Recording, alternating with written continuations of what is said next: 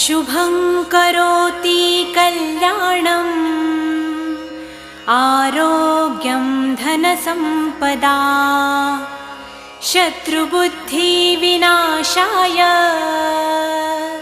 Deepjyoti नमोऽस्तुते।